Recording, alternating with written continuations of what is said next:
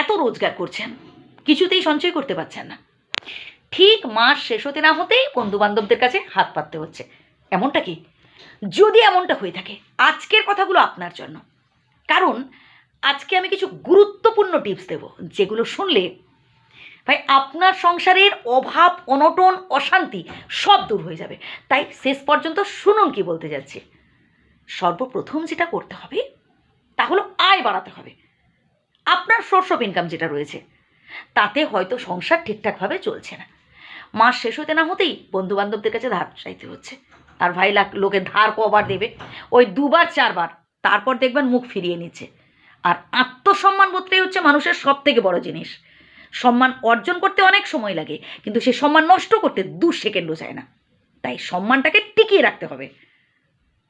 আয় বুঝে ব্যয় করতে হবে। আমার 10 টাকা ইনকাম, আমি যদি 20 টাকা খরচা করে ফেলি, তাহলে একটা সময় আমার সংসারে তো অভাব দেখা দেবেই, এবং সেটা দেখবেন মাস শেষ হতে না হতেই। আশেপাশের মানুষজন, বন্ধু বান্ধব, তাদের সাথে তাল মিলিয়ে চলতে হবে। না ভাই, এমনটা করলে ভুল করবেন। তাদের রোজগার ভালো, তারা সেভাবে খরচা করছে। হয় আপনাকে ইনকাম বাড়াতে হবে, বা আপনাকে আয় বুঝে ব্যয় করতে হবে। পকেটের টাকা থাকলে কত বন্ধু বান্ধব চারিদিকে ঘুরঘুর করবে, আপনাকে সবাই গাছে তুলে দেবে ভাই। কিন্তু যখন পকেট ফাঁকা হয়ে যাবে, কঠিন পরিস্থিতিতে পড়বেন, কাউকে পাশে পাবেন না। ভাই যারা সুখের সাথী, যারা ওই অর্থ দেখে বন্ধুত্ব করতে আসে, টাকা দেখে বন্ধুত্ব করতে আসে, স্ট্যাটাস দেখে মিশতে আসে, আর যাই হোক ভাই, তারা আমাদের জন্য উপযুক্ত নয়। যে বন্ধু দুঃখের বন্ধু, যে বন্ধু পকেট ফাঁকা থাকলেও পাশে থাকে, সেই বন্ধুই হচ্ছে আসল বন্ধু। আমরা অনেকেই আছি যেটা অপরের সাথে তুলনা করতে থাকি।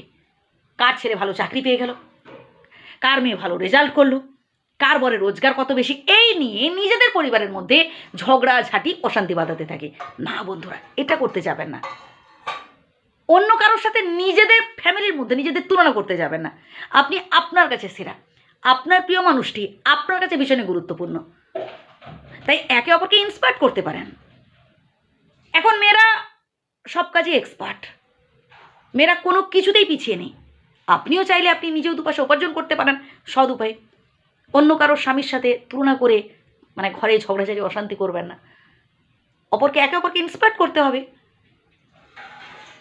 ঠিক তেমনি একজন স্বামীরও উচিত যে মেয়েটা তার শ্বশুর বাড়িতে এসেছে, যে তারপর বাবার বাড়ির সুখ সব ঐশ্বর্য সব কিছু ছেড়ে সে শ্বশুর বাড়ি এসেছে, সেই বাড়িটাকে আপন করে নিতে এসেছে, তার দুঃখ কষ্ট সেগুলো ফিল করতে হবে আপনাকে। এইভাবে একে অপরের পাশে থাকতে হবে, একে অপরের দুঃখ কষ্টগুলো ফিল করতে হবে।